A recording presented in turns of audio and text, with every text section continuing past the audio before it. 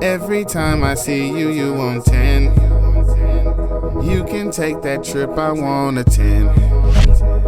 We already know what it is, let's not pretend. 10. Let it go, let it go. And action. Welcome, y'all. We switched it up this week. Another special edition of the inDmix podcast.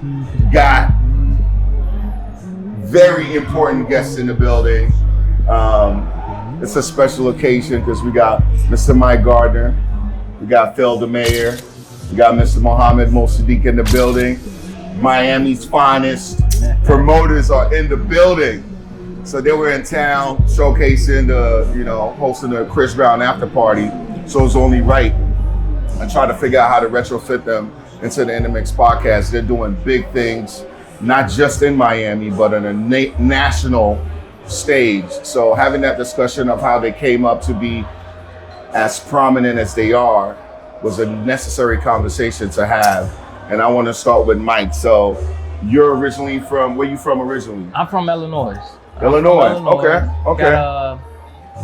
I got a basketball scholarship to Miami. Hooping. That's what brought you out there. That's what brought me to Miami. And had hoop dreams like everybody else as a kid, and had a few little issues where I ended up getting suspended off the team. So I went back to Chicago, finished my degree, and I came back to Miami because of my cousin. Okay, so that's cousin. That's cousin. That's cousin. He had I know. Mo as the guy in the front who don't smile. That's it. It just floats off of him like water, like it's nothing. You know what I mean? You know he handles the business, so we gonna get into that. But you were in Miami already. You were based out there. He comes back. Yes. Okay. And I got you. That's all right. So you come back. I mean, I came back because he had a barbershop called Headliners. Gotcha. And he was that cutting a lot of explains he was cutting a lot of the athletes' hair, a lot of the entertainers, a lot of the political figures in the community. And he had this idea where he wanted me to come down there to help him run it. He was ready to open up a chain of Headliner barbershops.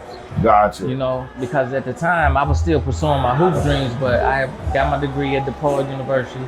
And he was like, "Come on back down to Miami, man. If you in Chicago, you ain't doing nothing. Got some things for you to do out here." And I was like, I love Miami, so I'm gonna come back down there and still pursue my hoop dreams, but I can also assist him, but also try to find my way, because I was still 23, 24 years old. So young, relatively. So I was young, and so he got me down there, and that shit didn't happen.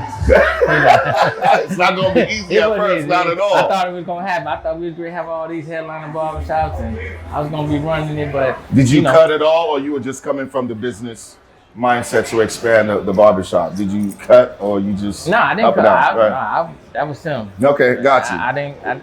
Business mind. He seems like he's always had the entrepreneurial spirit. Yeah, I knew how to cut though, because in our family, my grandfather, he had a barbershop, so we had I had the skill set, right? Yeah. So, but I came back to Miami because of him, and while I was down there, I had ran into some hard times, and I ended up living in the back of his barbershop.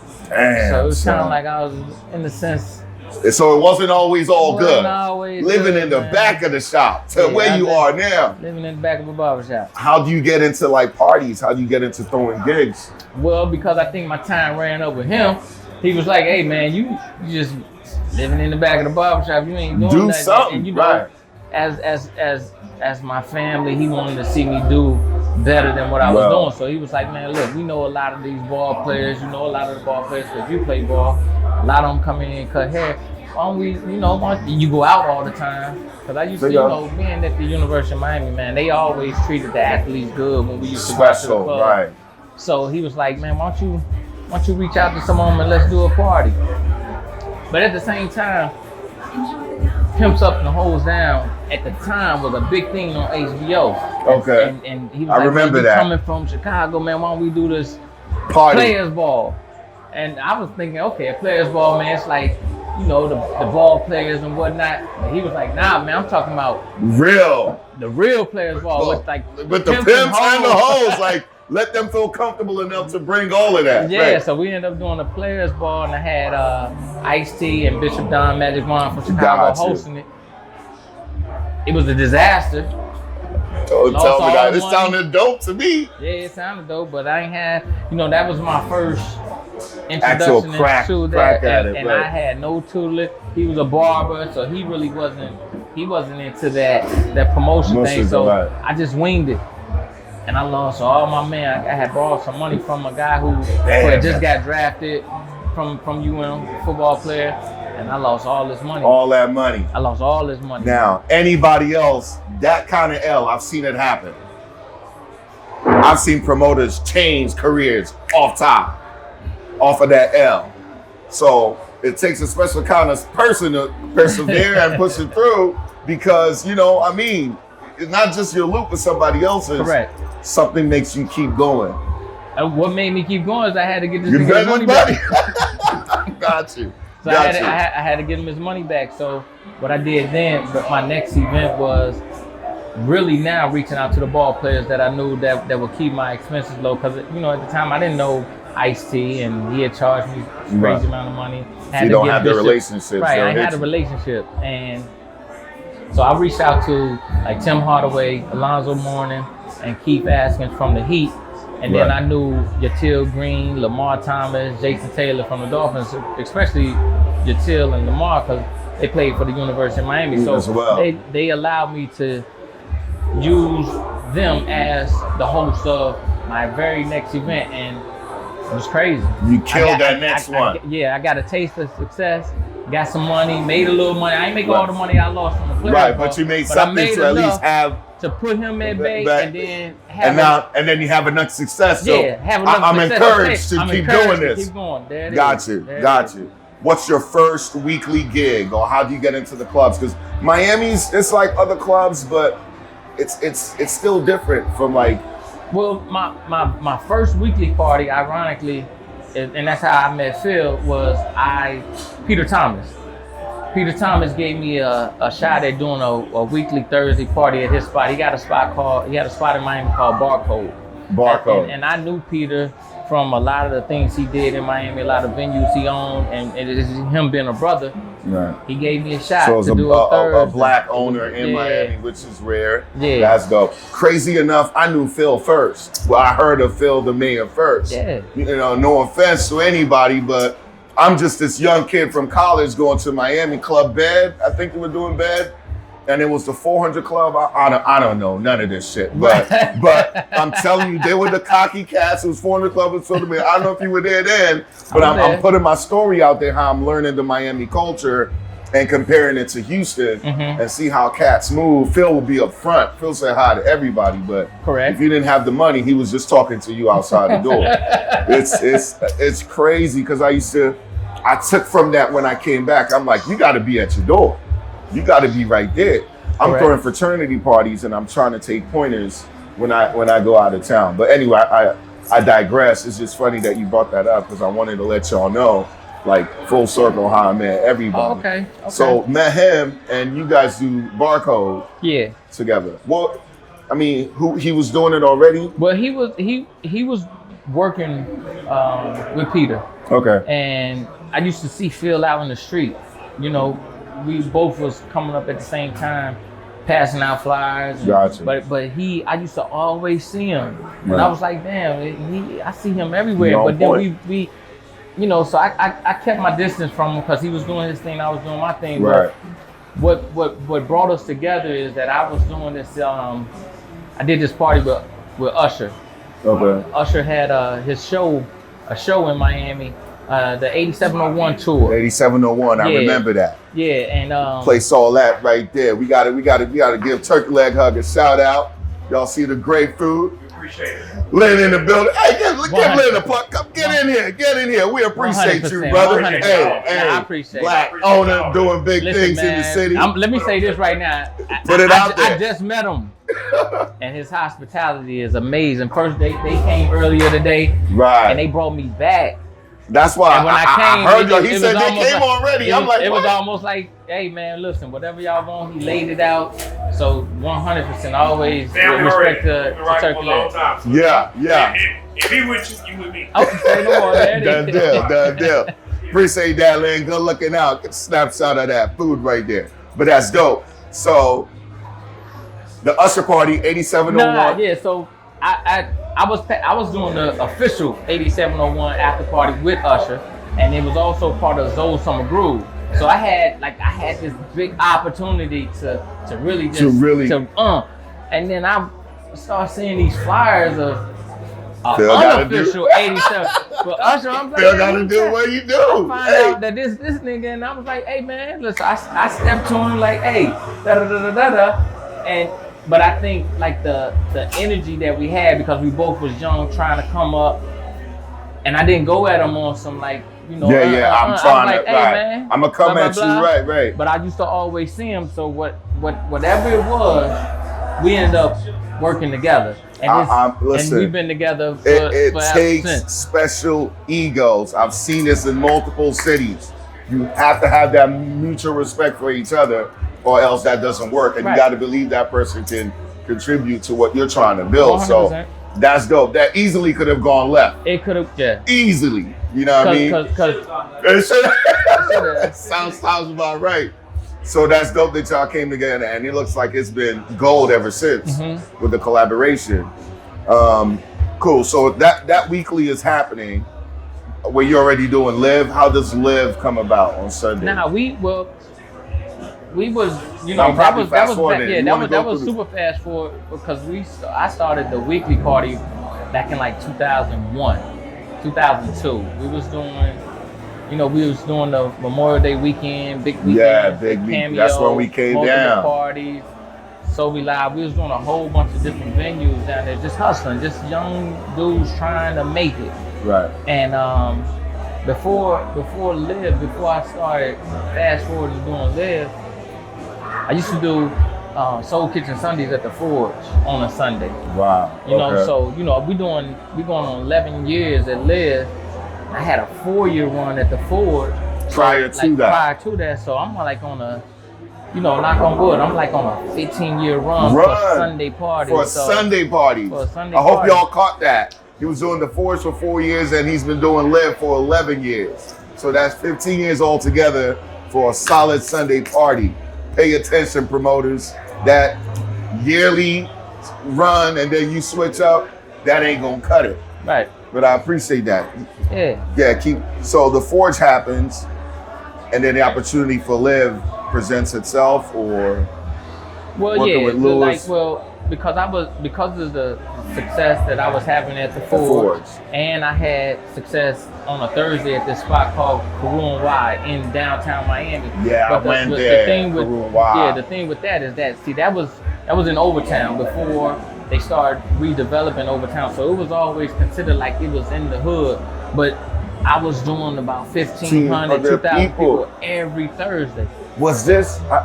Vince Young took me to Karu Y back in the day. Yeah. That was it. Remember that gig? Yeah. I was there. That's my first time going to that club. Actually going to downtown, because I would always stay in the outskirts. Right. But they never came into the city of The Miami. energy was crazy. It was crazy, man. And I think because of my success there, it opened up the eyes of a lot of the owners, because it was very difficult for us as Black people, to get a night on the beach, and because they would always either want to give us an off night, or that Sunday. They would never give us a Thursday, Friday, or Saturday, a prime premiere night. So we took what we could get and tried to make the most out of it. But to see the success of Karu Y, and I had another spot on a Tuesday night called Grass that was downtown, wasn't even on the beach, and to see these celebrities coming to the city, they wasn't just going on the beach. So that opened up. They went away from it. They came to actually hang with you. Yeah, and that opened up the eyes of a lot of the other owners and a lot of other clubs. Like, this cat is making moves. Man, you know, and then, you know, with Phil being who he was as far as his face. They always Right. used to think, It's easier to relate. Yeah, we got the Spanish guy, but they don't know Right. he blacker He than is me. more African American than anybody. I don't know if we got any white friends. I'm like, goddamn, you're introducing me to niggas I already know. Let me introduce me to some of the white folks. The aesthetics, the optics, it helps. It keeps them more at bay. Yeah. I totally get it. So we started, so after, with that success, Louis Oliver was doing the Forge. He was doing the actual restaurant part. He had a thing called Soul Kitchen Sundays, and he reached out to me, like a couple weeks into him doing the restaurant. They had another side called Glass, which was the club side. Right. And he was like, "Listen, Mike, you wanna do this with me?" And I was like, "Yeah." In the back of my mind, I was like, "Man, I'm about to kill this shit. This about to be a layup." Right. Because everybody wanted to go to the Forge, but we wasn't always allowed in the Forge. They wouldn't let niggas in the Forge. So when we got that Sunday party, it was almost like, how you can put a rope in the club and people want to just. I gotta be across the rope. I gotta be on that side. I gotta be on that side. That's how it was with the Forge. Got you. No, we gotta get to the Forge. We gotta go in the Forge. Right. They're letting us in now. Right. So when he asked me if I wanted to be a part of it, it blew up. It just blew exponentially. Up. It just blew up. Right. And I'm talking about Michael Jackson, Michael Jordan, Jay. Everybody came to the Forge because it was a dinner party first, a restaurant. So that concept you going is dope. in there, You good, come with in, good you food, eat, and cool. then you party, go to the next spot you and go to let. the next side and you party. So with that, Wait a minute, Michael Jackson, Michael Jordan, are you serious? You name them back then, right? They was there. They was there. Like it was. Soul Kitchen Sundays was the setup for LIV. And then, what had happened at the Forge is that they ended up closing for renovation. But at the same time, during the time they was starting their renovation, LIV was about to open up. And Mo Garcia, who's one of the managing partners over at LIV, he was reaching out to me to do a Thursday. But then they called me, the Forge is about to close. Right. Are you interested in doing a Sunday? But when my first time going and LIV, I was like, man, there's no way I'm gonna put bodies in it. It's too big. The Forge, it was a restaurant. I'm confident in this. I can fill this up. I went to LIV for the first time. I was like, I don't know about this. Right. I don't know. Intimidated in itself, which makes a lot of sense. It was some intimidation. And I put out a tweet back then. I was like, live for the moment. And everybody, for whatever reason, they knew exactly what I was talking about. What you were talking about. And so that feedback was coming so quick. I was like, this might work. And we started it. First Sunday, how does it go? First Sunday was cool. Right. It wasn't slammed or whatever. It was cool because they still wasn't like, man, they letting black people in LIV. They live, right? And because normally, the clubs, they'll wait a couple years, and when they start going down, let you in, right? Then they let you up. But from the jump, like 4 or 5 months into opening LIV, they reached out to us. So it was like, it's in the Fountain Blue too. It's crazy you just said that because it's the same thing in Houston, and sometimes people think it's just a Houston thing, but that's usually the format. We're gonna take care of the others first. And then when we're on the decline, then we're doing urban nights. So I'm just glad you said that because it's something I've always seen. But to hear you say it, even in Miami, it's crazy. Another thing is people say, well, it's Miami, man. It's a slam dunk for them. Well, nobody has created that. If it's so easy, go do that shit. Right. You know what I mean? So I got to give your props, the production, I literally don't come to Miami unless a Sunday is included. Mm-hmm. It has to happen, even if it's an hour. I got to be there 2 to 3, get my dose in, and I'm out. And you know what I mean? So I really want to give y'all props on what y'all created, but I'm fast forwarding into it because you just brought it up. That's cool. But first Sunday is cool, and it just starts growing. How do you feed the night? How do you create it to where it's like a stamp? Well, I mean, we stayed at it. I mean, and it was building up, right? And then I think just the prestige of being able to come to the Fountain Blue and go to LIV, right? And then it was gradually building, but then Lil Wayne drops that. he dropped that He dropped that part in the verse, and it was over.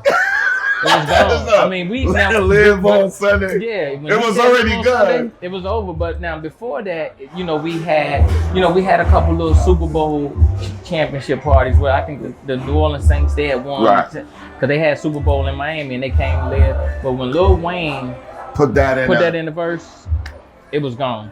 And then after him, there was so many other rappers that said live in their verses, and then it just became what it is today. Man. Like, and it's a blessing. It's good. How do you guys manage? What's the logistics? Who does what? I kind of know, but you guys just make it rock and figure it out from there.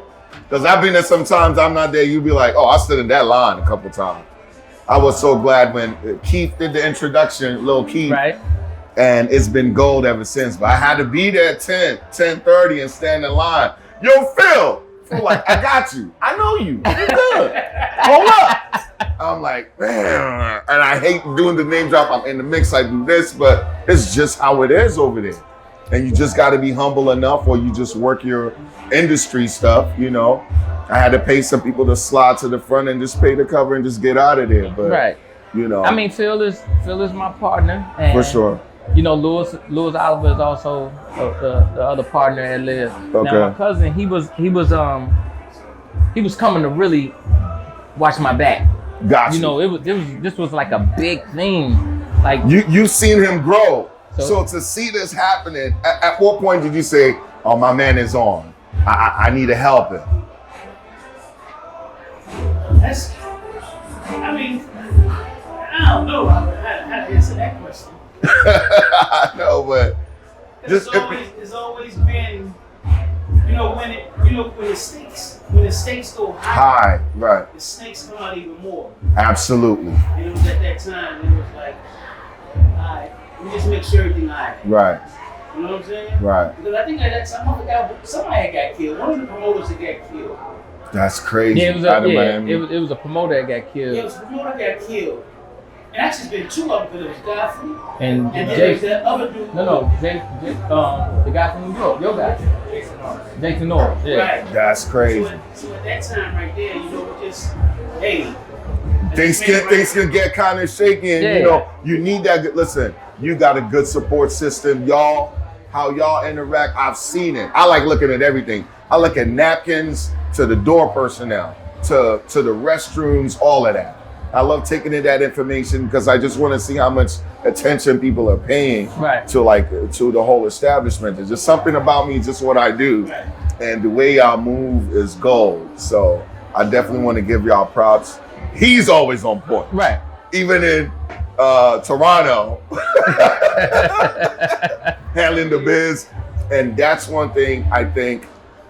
I have to say this, and this is why this interview was important. I think Headliner is y'all are the top promoters in the country right now. And I mean that seriously, and anybody who wants to battle it or dispute it, you can come talk to me.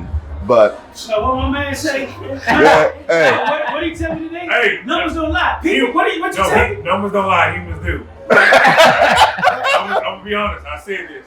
When he told me a lot of people I don't get enthused about when they come through, I told my wife, I said, "Put them bad motherfuckers on the way." Look, Lynn don't even think like that. It's certain people that I go after while I was on vacation. Yeah. And I looked at the numbers, and y'all was part of it. I'm gonna tell y'all. So when you came into that, I was like, "Oh, here you go." There you go. Let me talk y'all shit. Let's go. There you go. Because he's brand new on his success. Like, and I'm not trying to come in on your interview, but I'm gonna be honest with you. When he just said, "Baby, y'all have stamped it." I'm telling you, even if it takes an out-of-town cat to tell you all that, I'm gonna say it. You know what I mean? So, I haven't been everywhere, but I've been a few places, and the quality of the party has never diminished, and it's almost become like part of the culture of something you got to do. But in addition to that, because I think a combination of being the best is the music has to be hot, the venue has to be hot, the concept has to be hot, but y'all are literally the only ones who take your parties on the road. Mm-hmm. it takes a certain kind of promoter to believe in your product to take it on tour. Right. You know what I mean? You do BET, you do the LA BET weekend. Yeah. You do CIAA, you do All-Star, Do the you Grammys. do Grammys, Super Bowl. Right. Call them out. If there's another promoter, please hit me up.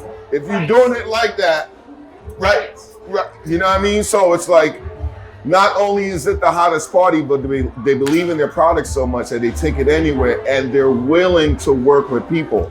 That's crazy, you know what I mean? Yeah. Like, some people just want to go in and kill it and dip out with the guap, but you always open to work with promoters. And I've seen that you work with so many, so that stuff is hard to do sometimes. So I give you props. Super Bowl is coming to Miami. Y'all about to murder that. Super Bowl's on a Sunday. I'm not coming. Because I know it's going to be crazy. You're going to have to look at people in the face like 2 racks, bro. Like, that's just to get in. Nah, you good. Yeah. I know I'm good, but I want you to win. I'm going to come the following Sunday after all that. You know what I mean? I get it. I want y'all to win. But yeah, I wanted to give you props on that. Also, go ahead. I got to come in and interrupt this interview. Right. Come on. Y'all want to stay? Oh, Mr. Wallace in the building. Oh, this official. Senator Boy Smiles in the building, ladies and gentlemen. Hold it down. No swingers on the foreign. Still I chop blades in Japan. Swinging in the van, got change in my hand. The locals got addicted, tried to tell them I was dope, but they ain't understand. All right, so we back. Had a little brief intermission with Mr. Miles Boris Smiles stepping in the building. You brought up Overtown, and prior to the break, I was talking about the reasons why I think you guys excel past other promoters in the country. The Overtown Music Festival. Yeah. That's something you do to give back to the city, and I've done the blast for it. I've seen the lineup. That ain't no cheap setup. Right. So talk about that. What does that mean for you or to you? I mean, well, again, like a lot of my original things is because of my cousin. Right. He has a wing shop in Overtown. And he had it there since 2007. You know, but nobody would go into Overtown. It's the Wing King. Nobody would go into Overtown, and they used to do this festival on the streets of Overtown, but it really wasn't a lot going on. Right. And then he told me about the county commissioner there, who's a young brother named Keon Hardiman, and he wanted us to kind of take over the festival. And I had my reservations. He's a visionary. Like, he sees it. You can bring it to fruition, implement it, all of that, but you don't see it like he sees it. He saw it, and then, you know, it was something that he was like, man, let's give it a shot. And we got some help from the city, of course. The city helped us. The Miami CRA, they helped us. So we put together the first one, and it was just an amazing event.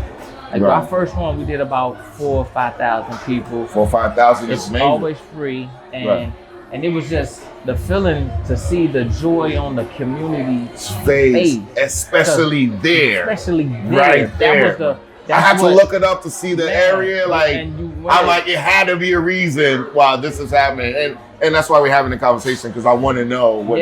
Because of the historic nature and the richness of that community.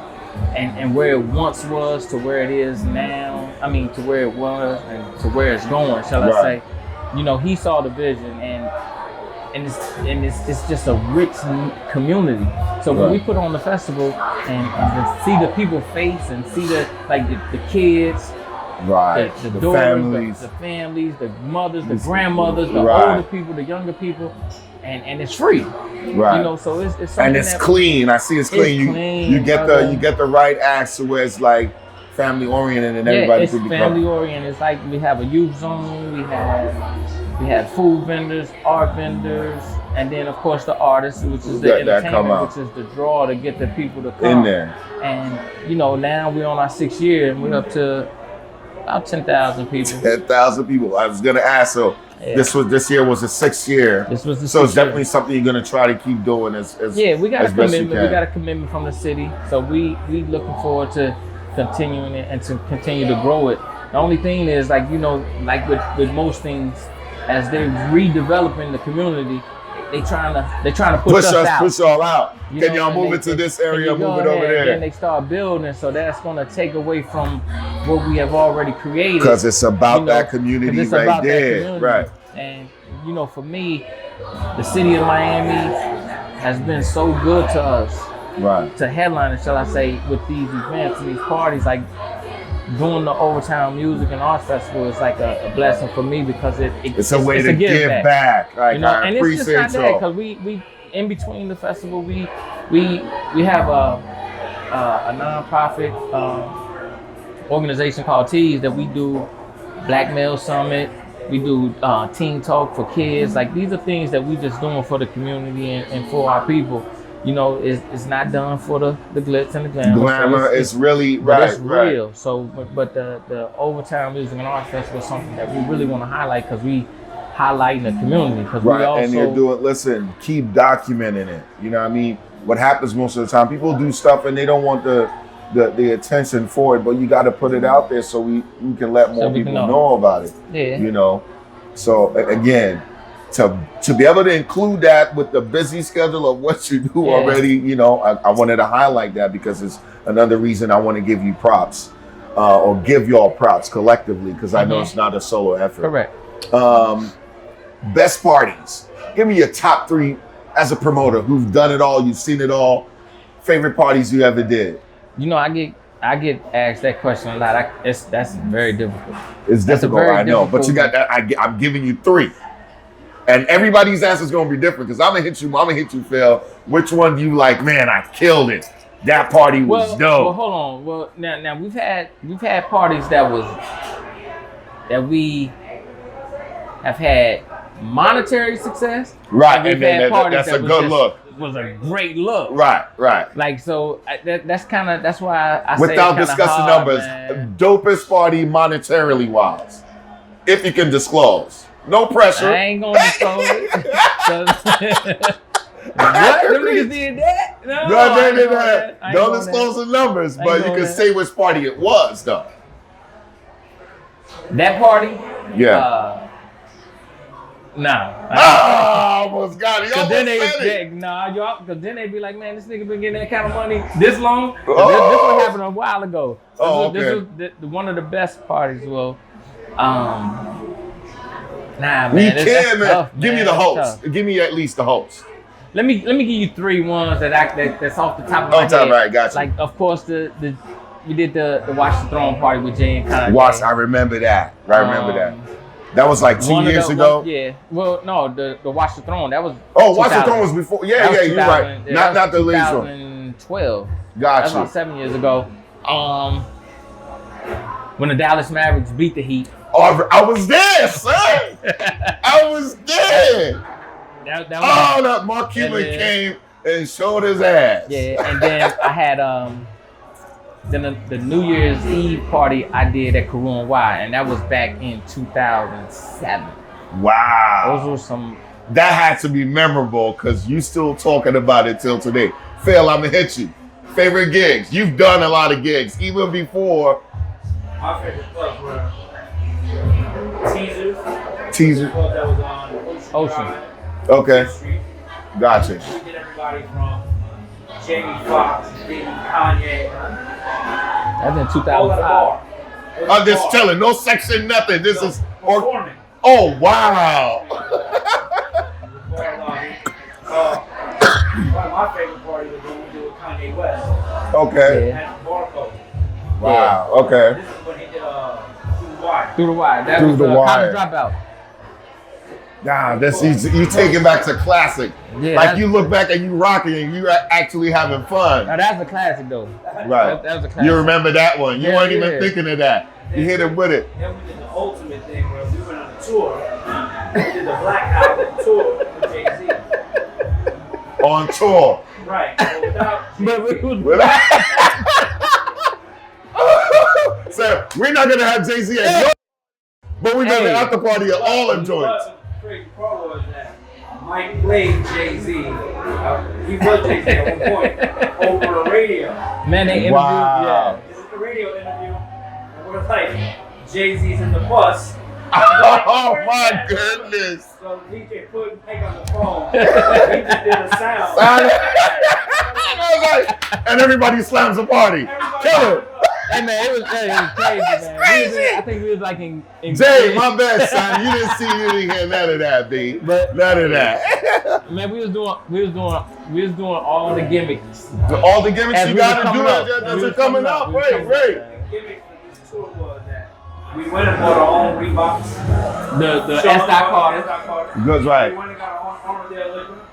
And then we went into, I think it was Foot Locker or Ross, and bought Rockwood Explosion. Right. So we did and rock all that. We represent the brand that you all know associated with him. And then we bought But we paid it out of our pocket. And we made a banner with the hand, the whole album. Put it Crazy. on every club, like 10 cities in Florida. Yeah, That's crazy. We went on a tour in Florida, man. It was crazy. Killed it.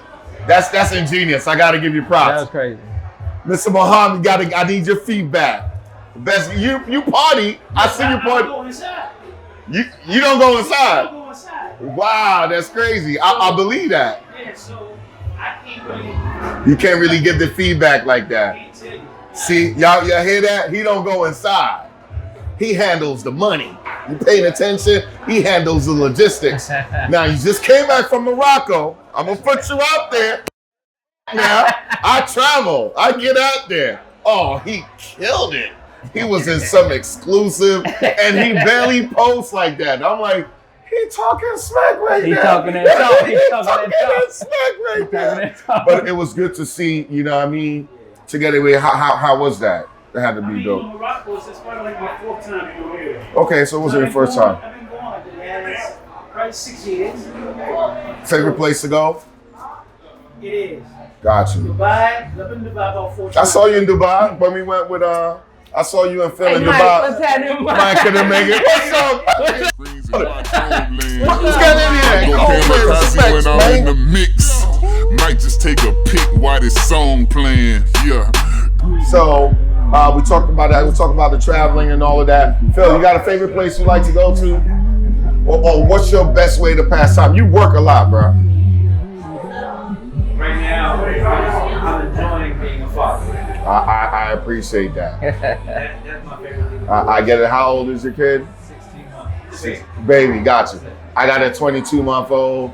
It's my hustle has changed. My prism on how I look at life has changed. It's all fun and games, but when you see that you gotta provide for, they run it to you. I get it. I'm right there with you. You see how that just That- first of all, hold on. Because I was about to say something about him saying he's 16 months. Right. I was just like, nigga, just say he a year now. And I hit you with the 22. Here come the black man you saying, can't round "It's up. 22 months." You So- can't round so up. Which one is it? I thought you black and he's Spanish. Many people don't talk like us. Man, my baby 37 months. But What? you got to, because 3. I'm gonna tell you why. I'm gonna tell you why. There's a progression every month. Okay. They're adding every month. If I round it up to 2, I'm condensing a whole lot that happened between months. Man. Don't let him say that, man. I'm a math guy. It's just different for me. I cannot just do it like that. Michael, put me on blessed. Like, come on, son, round that up. He ain't supposed to be talking like that. Hilarious. That's funny. How do you spend time? You work a lot. You make time for yourself. You run. I run. You and Steve Rogers run like goddamn racehorses out here every time, man. I give y'all props. I do half a mile. I'm cooked. You good? Nah, it works fair. It ain't for everybody. Whatever works fair. Whatever works for you. Nah, my downtime is. I got a son too though. Oh, okay. But my son is 7 years old, so he 84 months. He had a hit with the technicality. Yeah, Okay.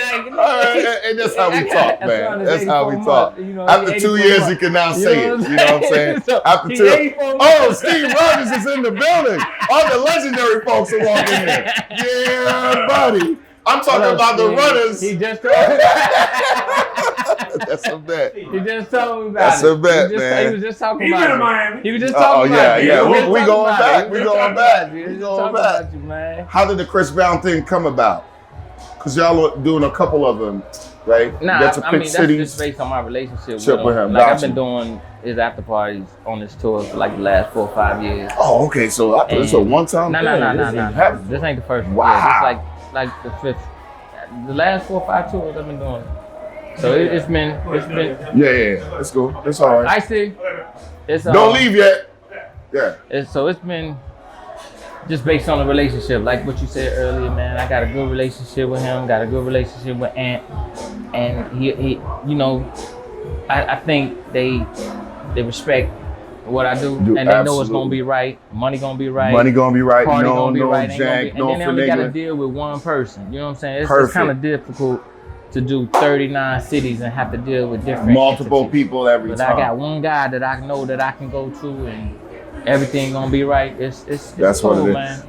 Promoters, pay attention. This is where you want to get to. If you're that guy, you get the shoulder tap to actually do events on this grand scale. So, you know, again, you got to have your stuff together. You got to have your stuff right. You got to have integrity with what you do.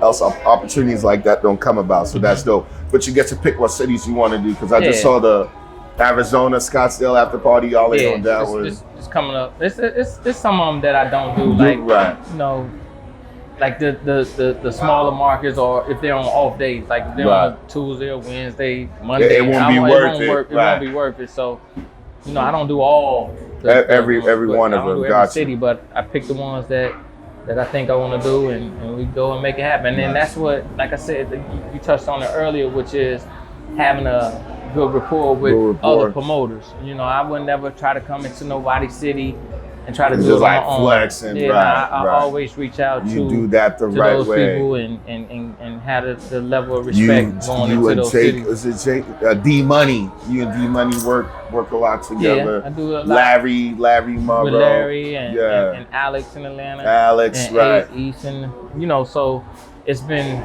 you know, it's good along the line because we get to see how other promoters work. I get to see the backside of it, like, and then you know, sometimes I take the negative that I've learned on the road to make it into a positive for us, because it's you know, seeing how different promoters work and in different cities, big cities. You may always think you know it, but you find something that can work better. That I can take right, from you that. can take from it. Right. So it's always been good, man. And is there anybody, any promoter you want to give, like, I like how this person works, how they move, you know, or?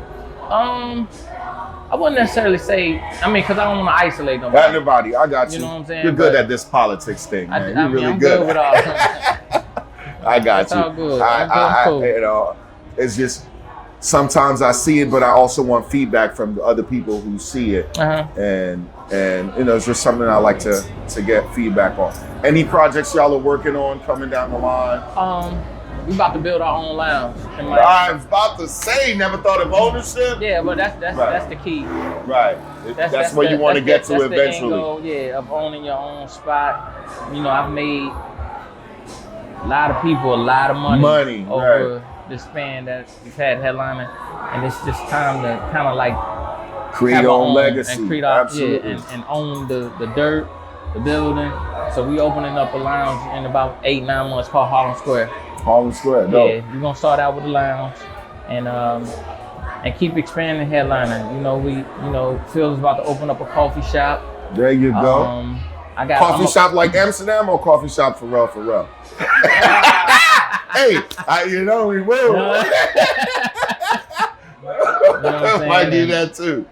You know, Mussadiq already got a barbershop, a wing shop. Wings chain. I'm a partner in a restaurant in Miami called Headliners. We got y'all got a restaurant too? Yeah, it's called Prohibition. We got a documentary coming out if he ever get finished with it. Gotcha. You know, that's the artist. And you know he gonna get it done. If he ever get it done. We gonna get it done, man. And other than that, man, it's just continuing to grow and expand. Man, I appreciate you making time. For real. Listen, cats do what they do, and it's just, I know there have been so many business meetings to create all the things you guys do. And sometimes people are just going just to go out. Correct. But they don't know the hours, the manpower, the concept that it takes to create. You're having fun. It's a business. This is like, this is serious. So all I'm trying to do with this platform is just put stuff out there for the influencers, for the curators of entertainment. I think it's necessary to have that conversation sometimes so they get a better feel of what it takes to create some of this stuff. So I really, really appreciate y'all. I ain't gonna drag it out. I'm gonna wrap this up with a couple of the highlight events to focus on this weekend. This Friday, Gunner is Aspire. The grown folks are at Henke on Fridays. Love Fridays at the address is always official. Saturday nights, Dior. Got a crazy lineup for y'all at Dior this Saturday. Belvedere Saturday for the grown-ups. You already know if you're 30 and up, that's the way to go. No cover all night. Seaside Lounge on Saturdays is official. Sunday nights, the address. Sunday nights at Seaside. Lituation Sundays. LIV on Sundays if you're out in Miami. Yeah, had to do that plug up in there. It's a bunch of other things going on. Log on to inDmix.com to see, get more information. And that's about it. Once again, shouts out to Headliner. Shouts out to my boy Mike. Appreciate you coming, Phil. Appreciate it. Much appreciated making the time, Mo. Salute. Keep doing your thing, brother. I appreciate y'all. And we sign it out.